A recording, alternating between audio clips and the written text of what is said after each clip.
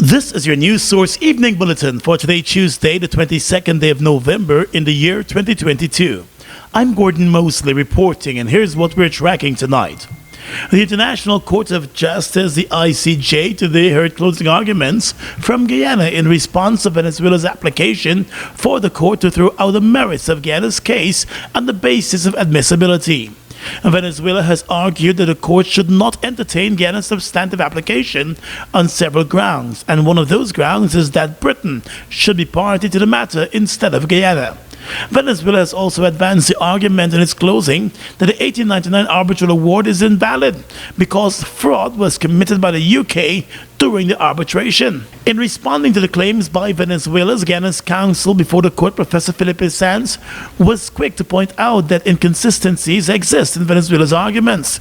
He said with Venezuela's new contention that the arbitration process was corrupted, it now has the burden to prove how that was done. The attorney told the court that in Venezuela's closing argument, it failed to provide any evidence. Is the award invalid because of the conduct of any of the arbitrators? And on that question, Venezuela was completely silent. Its evidentiary cupboard is bare, empty. Venezuela offers no authority whatsoever for the proposition that the conduct of a party in arbitral proceedings can of itself taint an arbitral award. And we're not aware of any case of an arbitral award being set aside merely because of the conduct of a party or of its counsel. What is relevant is the conduct of the arbitrators. Professor Sanz said Venezuela continues to make allegations, but in all instances has failed to provide any evidence to support its claims, which in itself shows that the country is clinging at straws and delaying the substantive case from being heard in a timely manner.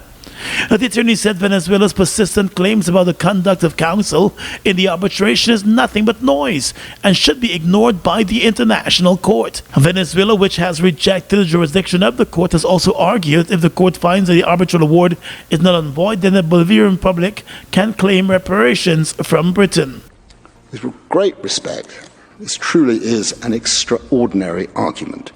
A desperate attempt to manufacture some sort of a legal interest of the United Kingdom that might be said vaguely to be connected to the very subject matter of this judgment.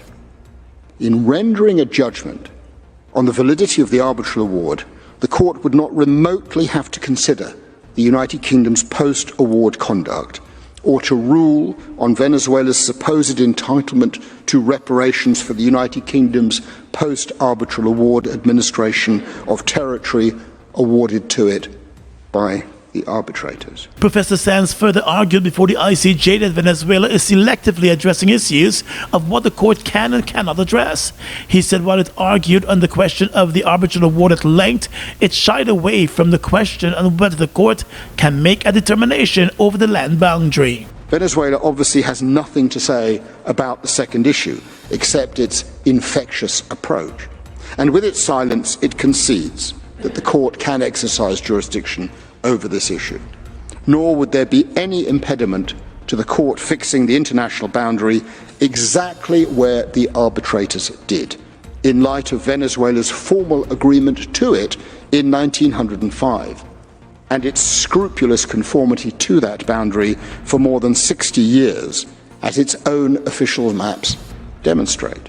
Guyana's legal team has submitted to the court that the court must see through Venezuela's delaying tactics and dismiss its application so that a substantive matter can be heard and settled. More news coming up in just a moment. Something big is here. GTT presents the moment you've all been waiting for. 'Tis the season to drive with GTT. Get your chance to be one of 4 lucky winners of a Toyota Raise, plus weekly giveaways and more. Simply activate a prepaid plan, sign up for fiber and voice plan, pay any 2 bills with MMG, or join the GTT family, and vroom! It could be you. 4 Toyota Raises, 4 winners. Drive with GTT.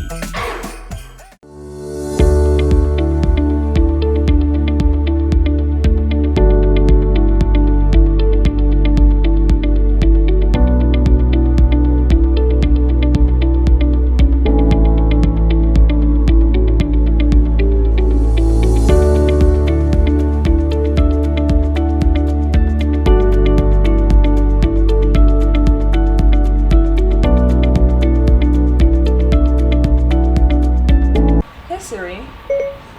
Where's the biggest Black Friday sale this year? I found this on the web for you. It's Giftland's biggest sale ever this Black Friday from Monday 21st to Friday 25th November. Get up to 80% off on electronics, household items, clothing, shoes, accessories, cosmetics, furniture, and much more. Hey Siri, direction to Giftland Mall, please. Getting directions to Giftland Mall. Sorrel making, hey, garlic stirring, hey, ham and black cake eating. Now this is Christmas. 'Tis the season to get what you've always wanted with a little help from Republic Bank. Same day approvals apply online. It's time to make it happen for yourself and your family. Get cash back for the best Christmas ever. Sorrel making, hey, garlic stirring, hey, ham and black cake eating. Now this is Christmas. Republic Bank, we're the one for you. Mobil 1 is more than oil. It's many oils. It transforms at the molecular level. When cold, it's thicker than honey. When hot, it's thinner than water. Mobil 1 adapts and readapts to last longer. 16,000 kilometers between oil changes. That's your engine evolved. Sol Guyana is the authorized distributor of Mobil lubricants. Get in the game with Buster. Win a full gaming setup, Xbox X, gaming chair, gaming speaker and headset, or any of over 60 weekly prizes like Oculus Quest 2, Mini 2 drone, Nintendo Switch, and many more top gaming prizes. Check below for details.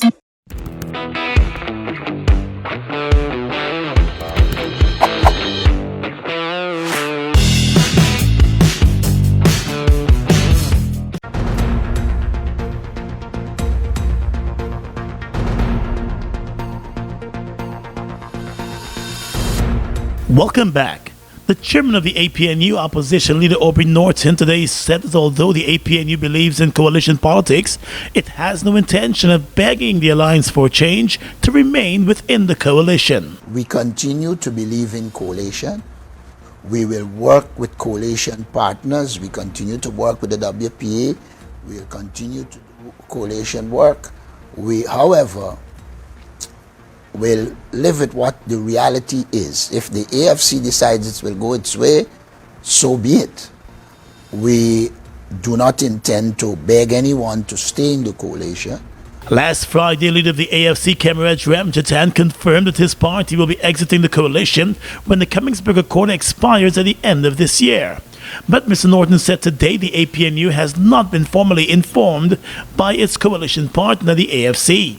He said through reports in the press he learned of Mr. Ramjatan's intention to engage him in the matter, and therefore he awaits that engagement. Mr. Norton said the APNU understands the positives of coalition politics and will continue to pursue it all the way. However, he said the APNU awaits the decision of the AFC and will treat with the issue at the appropriate time. Question on whether the AFC's members of parliament will be recalled should the AFC make good on its intention to exit the coalition, the APNU chairman said the partnership awaits formal notification on the matter. We are formally communicated with. We will then make the decisions as to what we will do. There are a number of options that exist, and we will, at the right time, respond. Is that one of the options, though, to recall him? I don't know what the options are at this stage. The options will be dependent on the announcement at the time and the situation at the time. And weighing in on the issue, APNU executive Ganesh Mahipal said relations between the APNU and AFC remain good. I am not aware that the AFC has detached itself or is detaching itself. From my communication with members in the AFC, I am aware, and knowing also what happens in the APNU, that the agreement between the APNU and AFC, it will expire on the 31st of December 2022. And what was said to me is that there obviously would have to be a new agreement, a new discussion, so that there can be a new friendship, if I may put it that way. Mr. Mahipol said if the two sides cannot find common ground, then so be it. However, the process requires more dialogue. Apart from the AFC, the APNU has had serious discussion with its former coalition partner, the Working People's Alliance. The APNU was founded in July 2011 to contest the regional and general elections. By 2015, it joined forces with the AFC and won the elections that year. However, the coalition was put out of office in 2020 in the highly controversial elections, which saw accusations of voter fraud being traded. A report on the security systems at the Chetty Jagan International Airport has been handed over to the Minister of Public Works, Juan Edgel, the airport's management has announced. It contains an assessment of the existing security system as well as recommendations. The report follows a major breach in airport security last month after a resident of Tamari, close to the airport, dug his way onto the tarmac of the airport and broke into a private jet undetected, carting off a number of valuable items. In receiving the report on Monday, the Minister of Public Works, Juan Edgel, said it contains an evaluation of the airport security operations with the sole intention of improving the existing systems. He said the final report will be presented to Cabinet for review and action. The report was prepared by the Airport Security Task Force, which included members from the Guyana Civil Aviation Authority, the Chetty Jagan International Airport, the Customs Department, the Immigration Department, the Police Force, the Customs Anti-Narcotics Unit, the Fire Service, and the Guyana Defense Force. Meanwhile, the Tamari resident Albert Rajram, who had stolen $2.1 million in electronic gadgets, alcohol, and other valuable items from the private jet, was sentenced to 3 years in jail earlier this month. The issue raised serious questions about security and safety at the international airport. 28-year-old Linden truck driver Leston Baines, who was wanted for the murder of his ex-girlfriend, was found dead this morning in an abandoned house at Blueberry Hill in Wisma, Linden. Baines' body was found hanging, and police investigators suspect that he took his own life. No marks of violence were noticed on the body. Baines went on the run Sunday night after stabbing his ex-girlfriend, Kelly Cornett, to death outside her sister's home. 3 days before the murder, the young woman had walked away from her relationship with Baines following several months of abuse. On Sunday, the jilted man collected the couple's young child to spend the day with the child, and just after returning the child to the mom on Sunday night, he went on the attack, stabbing the woman repeatedly to her body. The traumatized sister, who responded to the screams of her younger sister, said she saw the man repeatedly stabbing Kelly even after she collapsed. He then escaped from the area and was not seen until this morning when his body was discovered. The police investigators are now treating the matter as a murder-suicide case. Did you know that the government has funded the 2022 budget through oil revenues? Yes, money earned from oil production offshore is being used to support projects in Guyana, including social programs like the increase of public assistance and old age pension, as well as cash grants to support the vulnerable members of society. GBTI Quick Cash Christmas is back, just the way you like it. Get up to $500,000 easy for anything you want this Christmas. We ain't waiting on Santa. We buy and we own this Christmas. Apply at your nearest branch or online at www.gbtibank.com from October 15th to December 31st. GBTI, we see Christmas through your eyes. Terms and conditions apply. A very Merry Guyanese Christmas. Education Minister Priya Manik Chan believes that training teachers who are signing up at the Cyril Potter College of Education as a last resort and do not really possess a love for teaching should quit now, even as she had announced that a quality assurance program is in the pipeline for training teachers. The minister made the comments recently when she was addressing a group of training teachers and educators who gathered at the Region 3 Department of Education to witness the commissioning of the Cyril Potter College of Education Reading Hoop Center. And warning against corporal punishment, Minister Manik Chan said teachers must acquaint themselves with alternative measures that are much more civilized in treating with children. She said how Guyana develops is largely dependent on its education system, and teachers must rise to the occasion and deliver a higher quality of education. Manik Chan said even as the government increases access to education, it is simultaneously putting emphasis on quality. It was noted also that the quality assurance program will be introduced at the level of the Cyril Potter College of Education. The education minister said teachers will be closely monitored for the quality of education they are putting out. A leader of the Alliance for Change, Kemraj Ramjatan, has slammed the Air Finale administration over its decision to arbitrarily increase public servant salaries by 8%. Describing the increase as meager, the AFC leader said public servants deserve much more. The AFC views the 8% for 2022 as another meager, miserly increase and maltreatment meted out to public servants. It is dismissive of our hardworking policemen, nurses, teachers, and other public servants' cries for a piece of the pie, and it is a perpetuation of the PPP's disdainful treatment inflicted during its previous terms in office. Mr. Ramjatan said there can be no excuse this time around that the coffers are empty now that Guyana is receiving millions of US dollars in revenue from the production of oil. He said the meager increase comes at a time when public servants are grappling with the effects of high food prices and the sharp increase in the cost of living. Moreover, the effect of present-day inflation on the purchasing power of public servants require more than the 7% and 8% increases the PPP government unilaterally has granted last year and this year. Inflation rate, which is estimated to be over 10% this year and even more last year, have eaten into the income of public servants, and hence superior increases rather than 7% for 2021 and 8% in 2022 is what our public servants deserve. The Alliance for Change leader submitted that an across-the-board increase further widens the gap in income inequality among the various salary scales. But the percentage aside, the AFC leader told reporters that the salary increase should be non-taxable. According to him, under the APNU AFC, the increases were not taxed. He reasoned that if the increase is taxed, the actual percentage increase is reduced to 5.1%. The APNU, which is the AFC's coalition partner, has also condemned the governing party for imposing the 8% increase on public servants. The Guyana Public Service Union has described the increase as disgraceful. Census takers are visiting communities across Guyana and collecting information from every household. This information will help the government to plan better for our country's development. All the information shared will be treated as strictly confidential, and everyone is asked to participate. No one should be alarmed about any question asked, because the answers provided will help to improve living standards, decrease community crime rates, and improve access to housing and healthcare, among other benefits.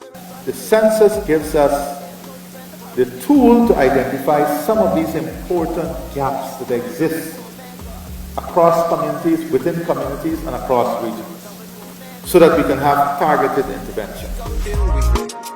Yeah, we counting way from region 1 to region 10, the whole country. Yeah, we counting way. Food Max Supermarket, located on the ground floor of the Giftland Mall, is your one-stop shop for all your grocery needs. We stock a variety of imported frozen meat and food products, fresh produce, and pet supplies, freshly made bread. Rotisserie chicken and patties are also available daily. Shop in comfort today at Food Max and let our courteous staff assist you in satisfying your shopping needs. Food Max, the fresh food specialist. It's one of your biggest goals, getting your own home, where memories are made, where happiness lives. You may feel that home ownership or renovation is beyond your reach, but we at Republic want you to know that there's always a way. Ask us about our suite of mortgages. Let's help make your housing wishes come true, or advise on how the equity in your existing home can finance other dreams and goals. Call or go online to learn more. Buster, win a full gaming setup, Xbox X, gaming chair, gaming speaker and headset, or any of over 60 weekly prizes like Oculus Quest 2, Mini 2 drone, Nintendo Switch, and many more top gaming prizes. Check below for details. Fuel it up and drive, Super 95. Tune up, fuel it up and drive, Super 95. Tune up, protect your fuel system, boy. High mileage and performance, boy.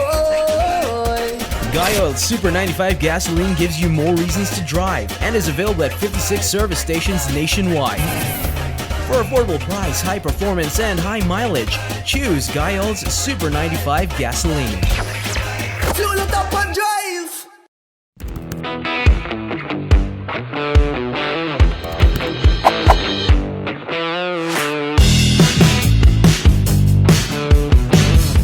Across the region tonight, the government of Canada has announced a 15 million Canadian dollar contribution towards a Pan-American Health Organization initiative to boost vaccine production capacities in Latin America and the Caribbean. In a statement, PAHO said the regional platform to advance the manufacturing of COVID-19 vaccines and other technologies in the Americas aims to expand the region's ability to respond more quickly and autonomously to health emergencies and to improve access to much-needed vaccines, medicines, and other medical supplies across the region.